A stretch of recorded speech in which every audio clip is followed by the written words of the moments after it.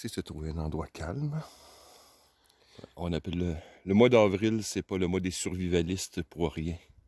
On a de la pluie, on a de la neige. Et mon petit terrain d'amusement ici est un bon reflet de cette réalité. C'est un terrain semi-marécageux. Il faut vraiment se déplacer d'arbre en arbre. Sinon, vous tombez dans une mare ou dans un étang. C'est un terrain qui est relativement difficile à naviguer. Mais on peut toujours opérer. C'est un excellent saison et période, je pourrais dire, pour s'entraîner. Pour plusieurs raisons. Comme je vous dis, la nature de ce terrain-là est difficile à naviguer, mais évidemment jamais impossible. Il faut s'asseoir simplement et avoir la bonne information, la bonne expérience. Un peu comme la période qu'on vit actuellement. Bien sûr, pendant que je tourne cette vidéo, on est en pleine quarantaine. C'est la pandémie du COVID-19. Et de jour en jour, oui, plus de morts aussi, mais de plus en plus de règlements appliqués. Les gouvernements, évidemment, ça saute d'une chose à l'autre. Une journée, on a la bonne information, l'autre journée, non. Les choses sont faites un peu à la va-vite. Les forces policières, bien sûr, et hospitaliers, tout un peu, ceux qui sont d'un peu de première ligne. Et je peux partiellement m'inclure là-dedans puisque je travaille dans les services essentiels qu'on appelle. Les règlements sont vagues, sont durs à appliquer. Certaines choses sont des règlements, d'autres des lois. Certaines fois, c'est des suggestions. Évidemment, ce flou artistique, comme on appelle, profite à plusieurs, spécialement au gouvernement. C'est un moment pour rapidement passer des lois, des réglementations. Et comme ils disent toujours que c'est temporaire, mais évidemment, on connaît la chanson.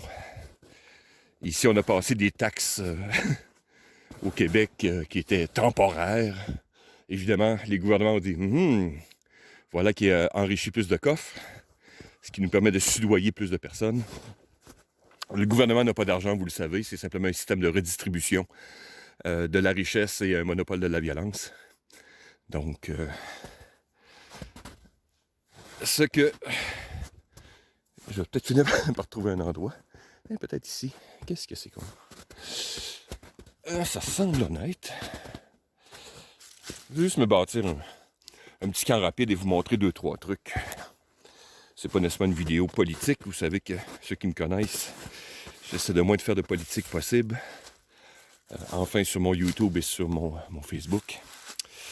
Oui, ça pourrait être honnête. Mais voilà, il y a toujours moyen, comme un peu je viens de faire, de trouver sa niche pour poursuivre ses activités, malgré toutes les contraintes. Donc on peut faire une espèce d'allégorie avec l'époque actuelle. Donc c'est ce que je vais faire. Je me suis amené vraiment un petit kit ultra léger, je vais vous le montrer. C'est très sympathique. Parce que c'est une chose importante actuellement, c'est de bien sûr garder sa santé mentale. Les gens s'enferment, ils connaissent très peu leur réglementation, donc c'est vraiment rendu paranoïaque. On ne sait plus si on doit sortir, si on ne doit pas sortir, regroupement de ci, regroupement de pas ça. Donc, mais bref, en tant que survivaliste ou quelque chose de connexe, c'est une chose importante de profiter de chaque instant, chaque écueil qu'on trouve et en tirer le meilleur parti. Donc, ça permet de voir actuellement comment les gouvernements réagissent, mais aussi nous, qu'est-ce qu'on peut faire pour poursuivre son entraînement, ses préparatifs, et bien sûr ne pas tomber dans la maladie mentale, la paranoïa, et tous ces trucs. Donc, je vais mettre ma caméra et je vais m'installer lentement et sûrement. Donc, qu'est-ce que j'ai amené aujourd'hui? Peut-être un de mes kits de camping discret les plus légers.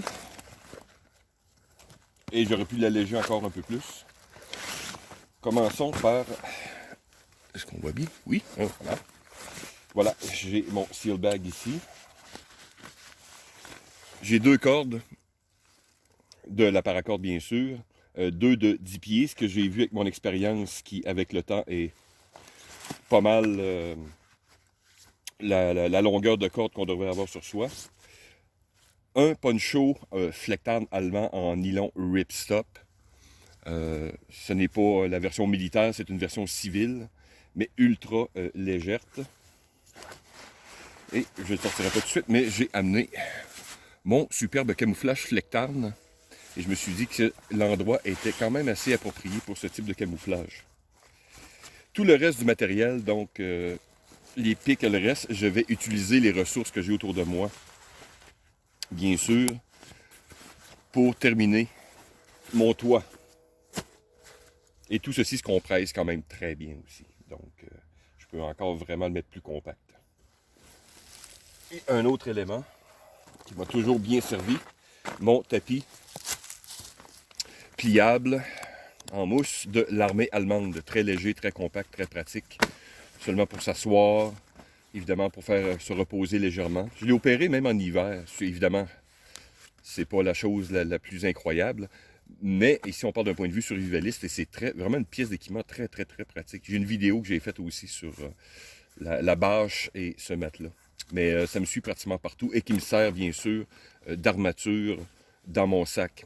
C'est d'ailleurs comment que les sacs alpins et intermédiaires de l'armée allemande fonctionnent. Ils n'ont pas d'armature interne, ils utilisent leur matelas comme support. Donc voilà, je vais utiliser ceci pour mon confort. Voilà, on est presque confortable. Je voulais vous montrer une première chose. Comment faire un nœud de tendeur, donc. Plusieurs tentes viennent avec des tendeurs mécaniques ou d'autres appareils du genre. Mais si on veut vraiment couper du poids par-ci, par-là, on peut faire un type de nœud. Je crois qu'il appelle un nœud de bosse, les Français, je crois. Ici, c'est un nœud de tendeur qui va faire exactement la même chose. Bon, je vais essayer de le montrer le mieux possible. Ouais. Je vais replacer la caméra pour vous montrer. Parce que j'ai de la paracorde noire, donc je vais essayer de prendre de mes jeans pour bien vous montrer. Donc voilà, j'espère que ça devrait être mieux. Évidemment, la caméra est face à moi, donc le nœud va être comme inversé. Je vais regarder au montage si je vais comme retourner la chose, mais ça fonctionne d'un côté comme de l'autre. Donc, qu'est-ce qu'on fait en premier? Donc, souvent, vous allez prendre votre bout, vous allez mettre autour, exemple, d'un arbre, par exemple. Donc, votre objet va être ici, poteau ou autre. Ensuite, donc, voilà, vous prenez votre section et vous allez faire entourer sur le dessus une première fois. 2. Et 3. Voici la première étape. OK? Notez que j'ai toujours ici entouré autour de mon poteau. Ensuite, je vais simplement reprendre le paracorde ici. Donc, je reviens au début, en dessous.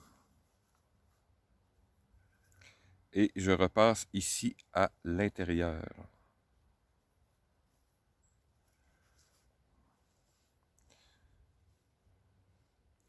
Donc, j'espère qu'on voit bien la caméra. Et ensuite, on va simplement tendre notre nœud. Voilà. J'essaierai de mettre plutôt un graphique. Je sais que c'est pas évident. Des fois, vous comprenez que c'est ma balade du dimanche. Donc, des fois, j'improvise. Vous devriez avoir quelque chose du genre.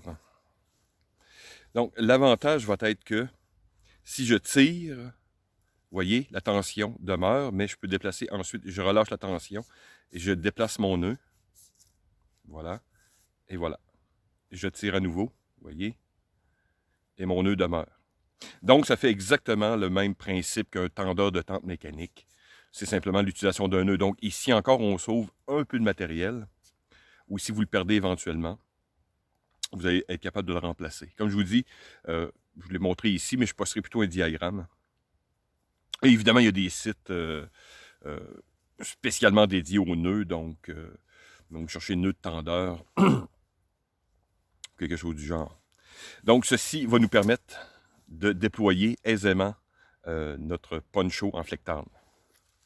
Ensuite, je vais simplement utiliser les matériaux qui me sont disponibles pour créer des piquets, donc des choses très discrètes. peux les prendre directement, j'ai un sol marécageux ici. Mais, qu'est-ce qu'on ferait d'habitude? Donc, mon fameux canif, couteau de poche de l'armée allemande. Et on va se faire de beaux petits piquets. Et bien, on reste organisé, donc on place ses choses près de son sac, exemple de gauche à droite. Comme on le faisait dans l'armée. Donc voilà, 2 petits piquets sympathiques, c'est tout ce que j'ai besoin pour l'instant. Maintenant, je vais déployer mon abri. J'ai peu de choix qui s'offrent à moi dans cet environnement. Comme je vous dis, je suis sur une espèce d'îlot très restreint. Donc j'ai cet arbre-ci et mes 3 copains ici. Et si on prend un point de vue de détection, il y a une espèce de sentier qui est dans cette direction. Donc je vais me mettre dos. Donc mon abri va faire face vers cette direction.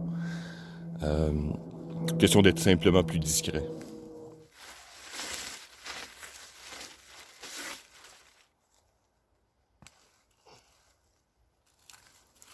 Le sol est vraiment mou. Il va falloir que j'améliore mes piquets. Comme j'ai déjà du cordage sur mes coins, donc je n'aurai pas besoin d'affiner énormément mes piquets.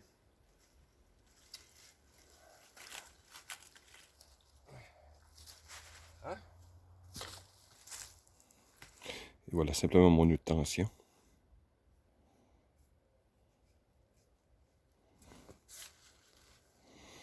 Et on ajuste au besoin.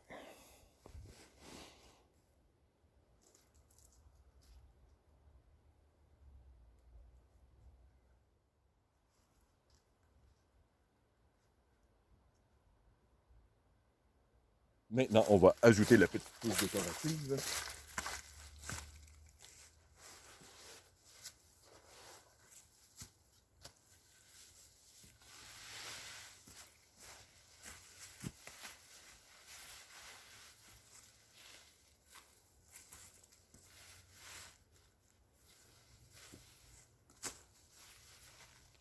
Et comme ça fait quand même assez carré, j'ai mon foulard, entre autres aussi, que je peux me servir pour casser ma forme ou utiliser bien sûr des éléments du terrain. Pas besoin d'être très compliqué, le but est simplement de casser la forme par rapport à l'horizon. Voyez-vous, juste une simple bande en diagonale peut faire le travail.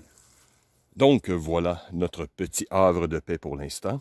Maintenant, je vais m'installer avec un petit poêle ultra léger et on va se faire une petite soupe poulet et nouilles. Question de relaxer et voir si une buse ou un autre animal voudrait venir partager le repas.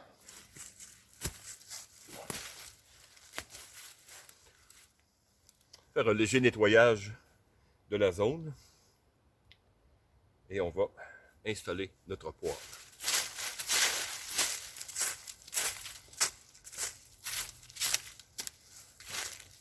Aujourd'hui, on va remettre nos amis suisses de l'avant. J'ai amené avec moi la gourde suisse et la tasse.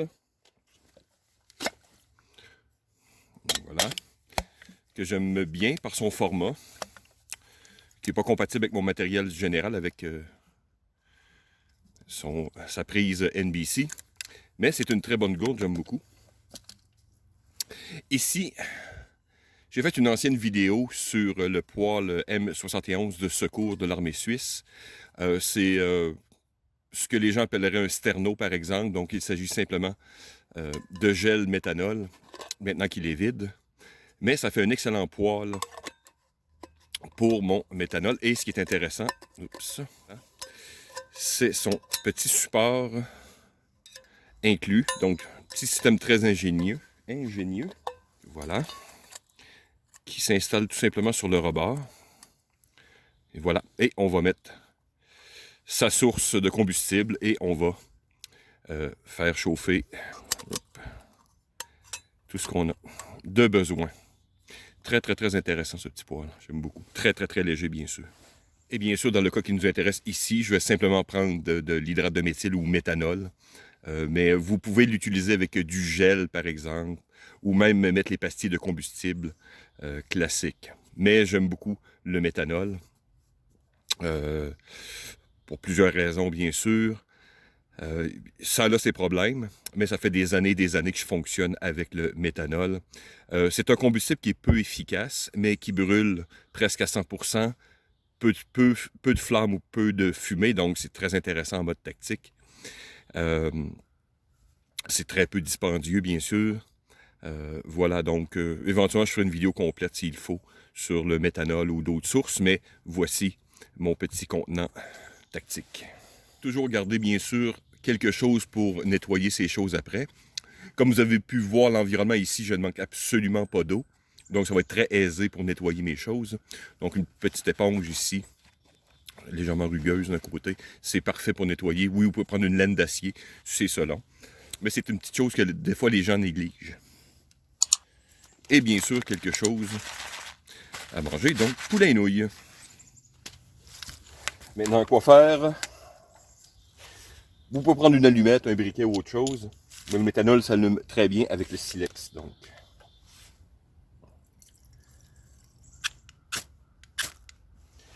Voilà. Je ne sais pas si on voit la caméra, mais ça c'est allumé. Le méthanol brûle d'une flamme souvent bleutée, transparente, donc c'est un des désavantages. Et bien sûr, je ne sais pas si on voit là, mais ça chauffe. Un des désavantages, bien sûr, c'est que si vous le renversez, ou des fois vous avez l'impression que votre poêle n'est pas allumé, et vous le manipulez ou vous faites quelque chose, et vous allez évidemment enflammer l'environnement. Donc, évidemment, ça demande de l'expérience. Hop! Tasse papillon.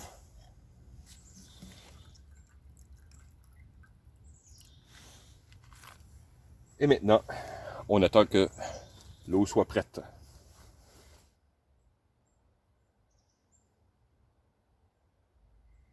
Voyez-vous, un des grands avantages de ces poêles, bien sûr, c'est que aucun bruit, peu de fumée, pas de fumée, peu d'odeur aussi. Évidemment, un des problèmes, c'est que, comme je vous ai dit, vous allez prendre 2 à 3 fois plus de temps pour cuire vos trucs. Mais si vous êtes un survivaliste, vous savez quoi faire. Jamais oublier ses gants. Toujours avoir sur soi une paire de gants. Hiver comme été. C'est un sachet fait pour 3 tasses, donc j'ai pas besoin de tout mettre. J'ai remarqué que je n'ai pas amené de cuillère, donc on va s'improviser quelque chose.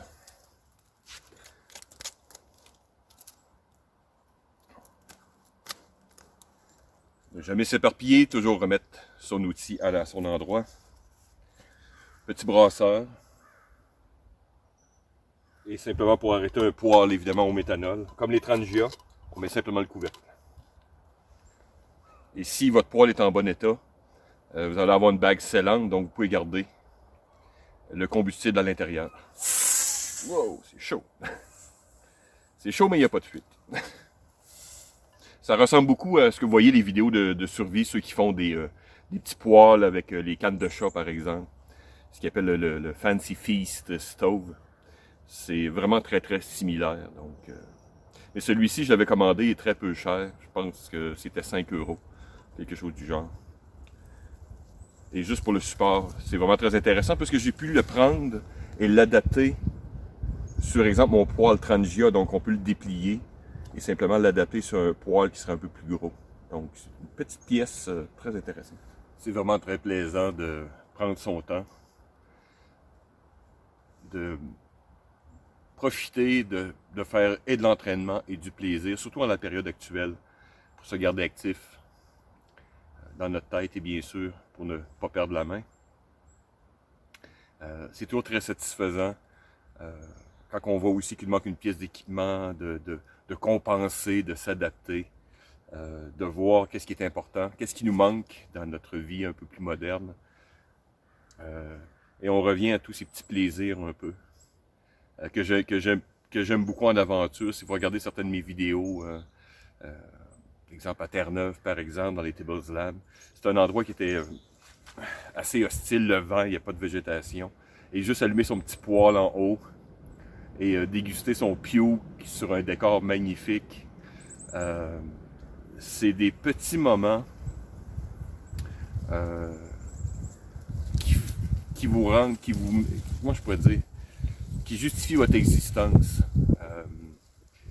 Vous laissez en arrière de vous des mémoires, des trucs, des aventures à partager.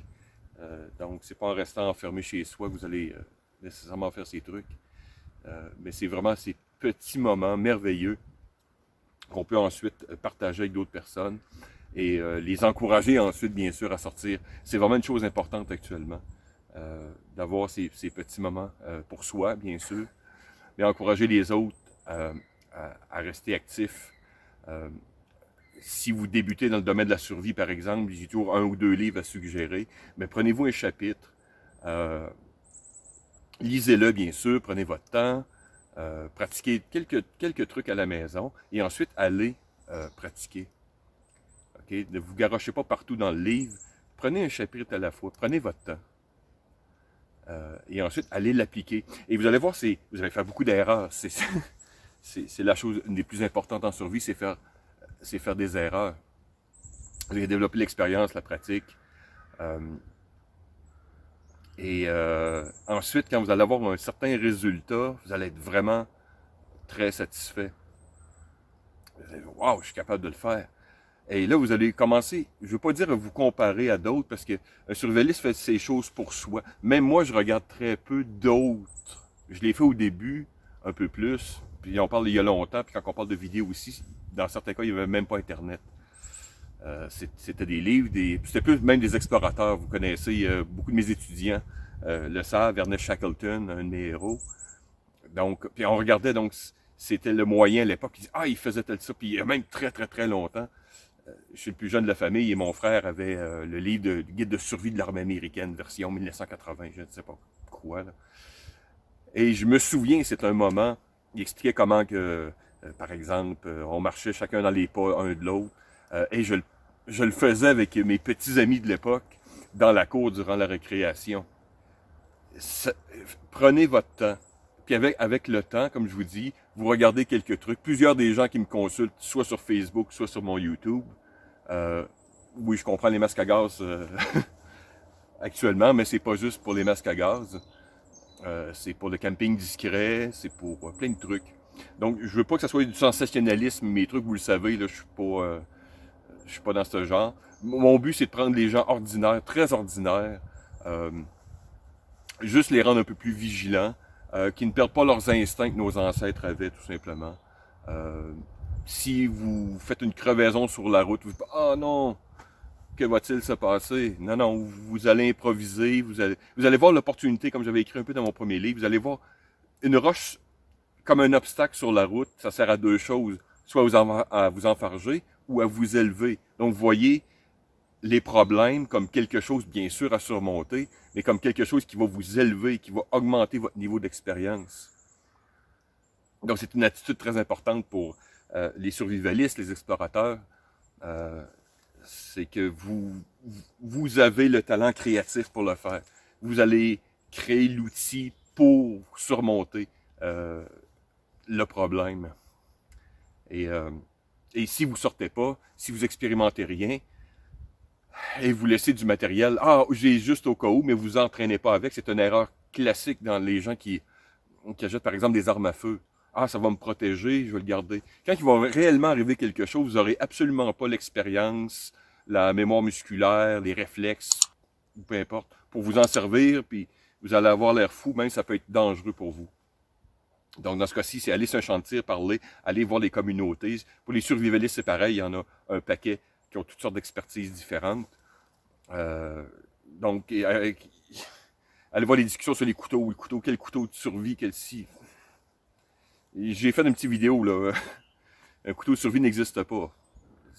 Vous avez vu mon petit couteau allemand, 3 $, 4 $, là, au surplus Saint-Gilles.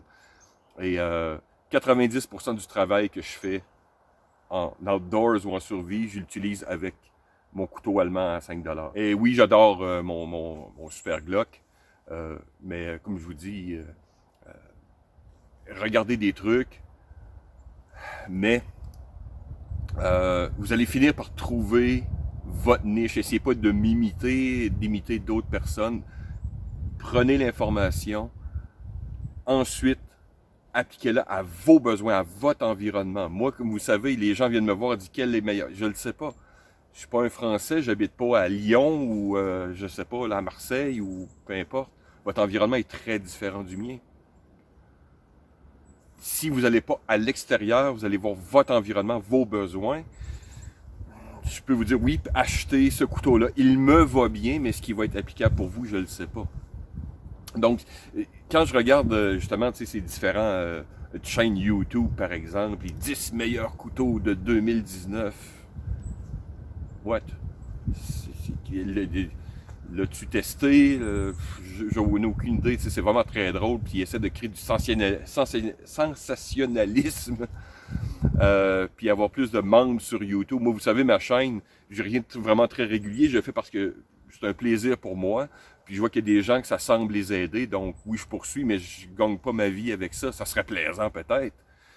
J'aimerais ça que les gens me donnent de l'argent, puis je puisse acheter un couteau puis le tester, mais c'est pas mon but. Moi, je m'installe avec vous à avoir une discussion parce que j'ai un plaisir à le faire. Puis j'ai vu que ça aide d'autres personnes, à travers, pas juste par YouTube, mais à travers toutes les années, à l'école de survie ou ailleurs, il y a des gens qui sont revenus 1, 2, 5 ans plus tard à m'envoyer un mail, merci, ou ils m'envoient des photos d'Australie, d'Angleterre, ou peu importe. Ils disent thank you Walter, whatever.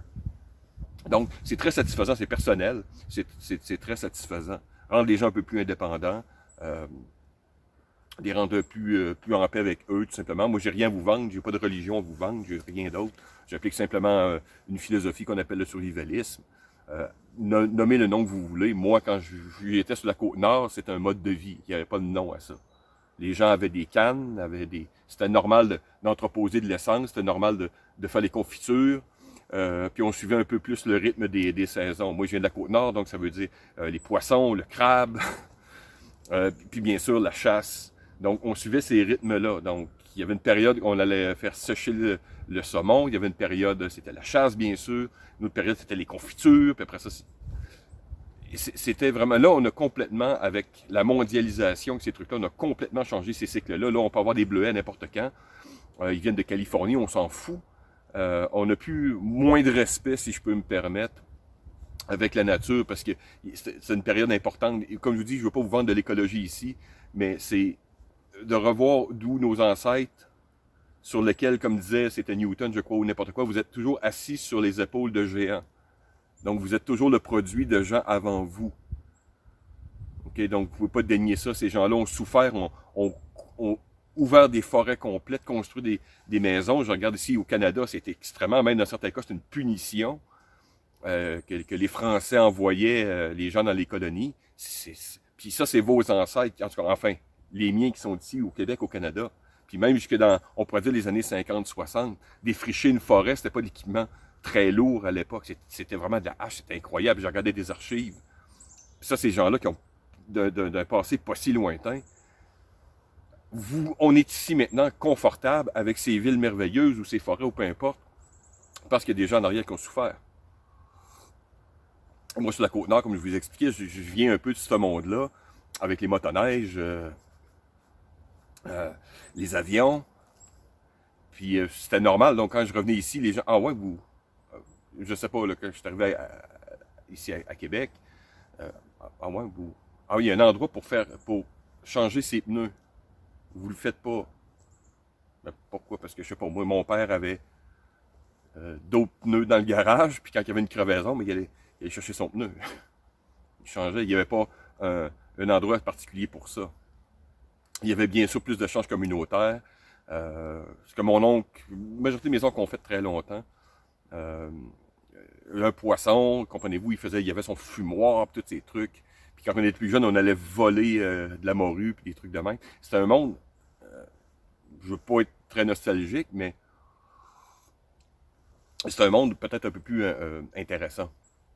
Ou ce que les gens recherchent actuellement, dans certains cas, je vois plein de mouvements, là, je ne veux pas mettre des idéologies, mais on veut revenir communautaire, puis OK, faites-le. Cherchez pas à imposer vos idées, faites-le. Mais là, maintenant, le monde ne connaît plus leurs voisins.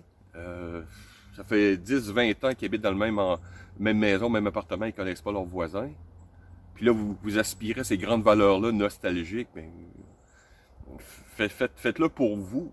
Créez les liens alentour de vous, puis repartez les choses. Si c'est pas le cas qui vous intéresse, vous voulez dépendre d'un paquet d'autres systèmes alentour de vous, puis moindrement que vous avez un problème, vous n'êtes plus capable de le résoudre, ce ne sera pas mon problème.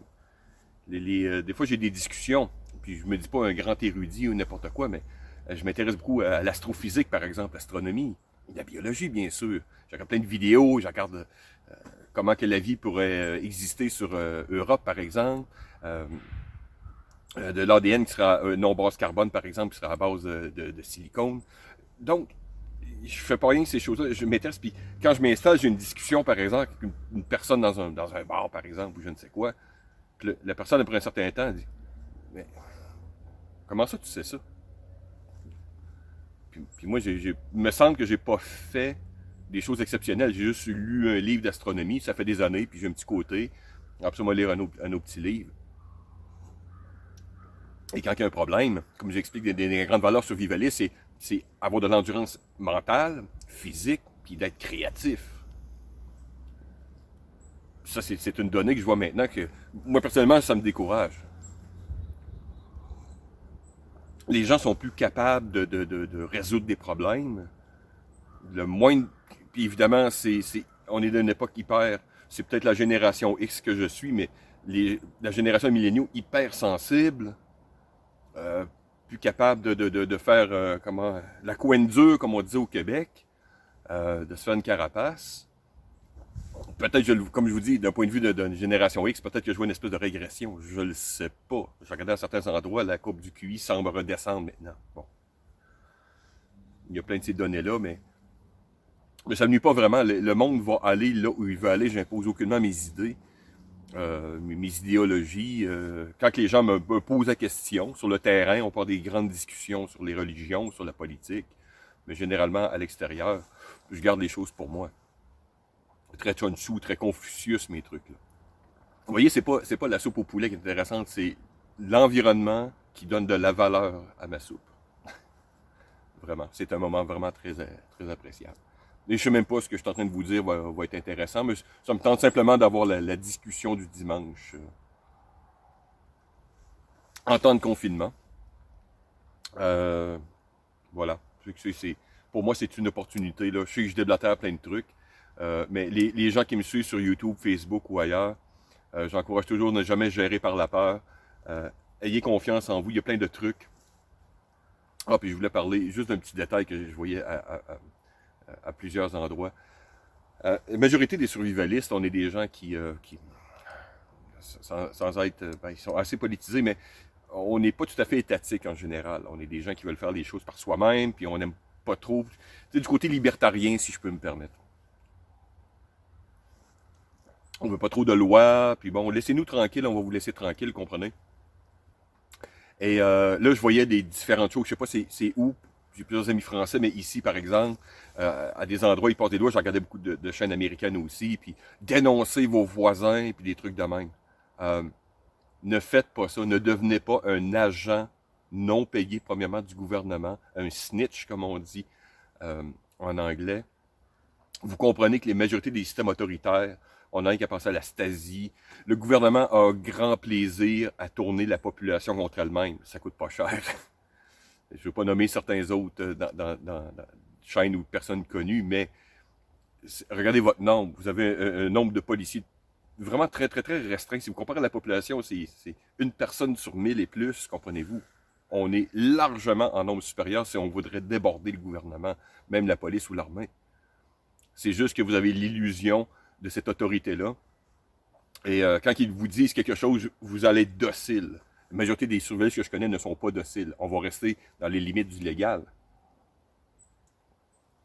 Parce qu'on ne veut pas ça. Pardon. On ne veut pas se retrouver en prison, bien sûr. On s'adapte à notre terrain. Mais la majorité des gens ne seront pas dociles. Ils vont faire comme moi, ils vont essayer de faire des petits déplacements. C'est juste moi que ça met dans le trou, pas les autres. Mais juste, la satisfaction de faire quelque chose un peu d'illégal, si je peux me permettre. Mais évidemment, ça nuit que moi et pas personne, donc j'amène personne avec ça. Mais ce que je veux dire, c'est que ne devenez pas un agent du gouvernement, ne devenez pas une taupe. si votre gouvernement vous demande cette chose-là, c'est que vous commencez à tomber dans un système autoritaire. Ces gens-là n'ont pas lu 1984, La ferme des animaux, ou tout simplement l'histoire. On regarde comment l'histoire fonctionne. Donc, ne tombez pas là-dedans. L'information, diversifiez vos sources d'information. Moi, j'ai une agrégation, mais je vais souvent voir, exemple, des nouvelles en France, en Angleterre, en Allemagne, aux États-Unis, puis évidemment au Canada, dans des sources alternatives, dans des sources mainstream.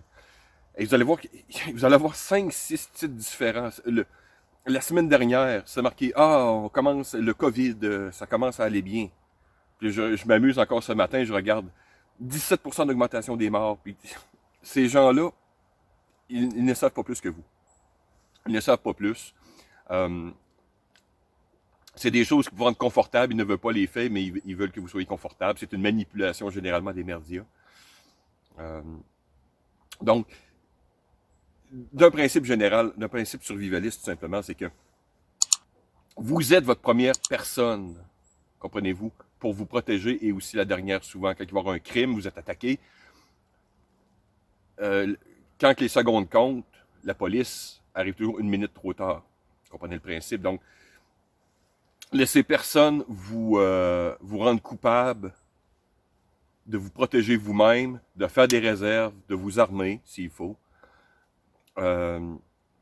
d'être en marge, comme je vous dis, allez pas en prison, ne devenez pas un criminel pour autant, mais allez vous renseigner. Est-ce que c'est un règlement? Est-ce que c'est une loi? Comprenez-vous? Les politiciens vous passent en douce tout le temps en état de crise. Puis on le sait, à chaque fois qu'il y a une crise, vous allez perdre des libertés civiles. Chaque gouvernement va toujours utiliser une crise, une guerre, quelque chose pour étendre son pouvoir. Ce n'est que pratiquement la définition de l'État. Donc voilà, j'ai fini ma soupe. Et un déblatérage habituel. Je ne sais pas si c'est intéressant pour d'autres personnes que je déblatère de cette manière. Mais c'est ma promenade du dimanche. Je vais éditer un peu le tout, moi publier, donc un mix étrange de politique, survie, camping, philosophie et autres. Donc je continue ma petite balade.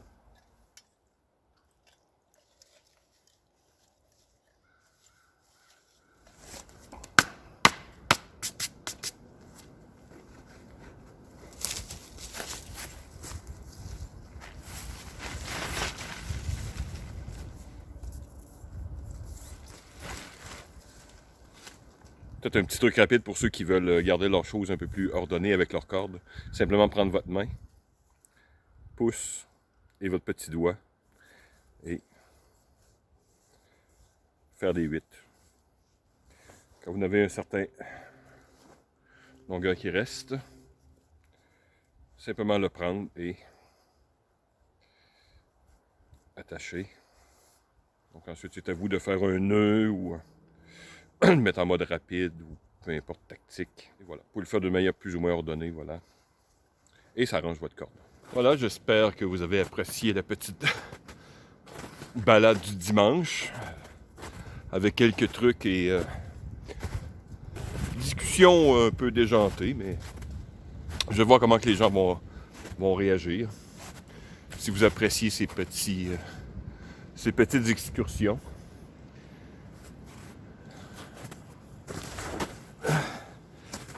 Je vais voir ça au montage. Mais enfin, j'espère que vous allez faire des expériences similaires. Peu importe de quel coin vous êtes. Moi, j'adore. Ça peut garder un équilibre. Chose qu'on a vraiment de besoin par les temps qui courent. Alors voilà. J'ai terminé et essayé de sortir de ce labyrinthe marécageux semi-hivernal. Merci de m'avoir écouté. À la prochaine. Oh.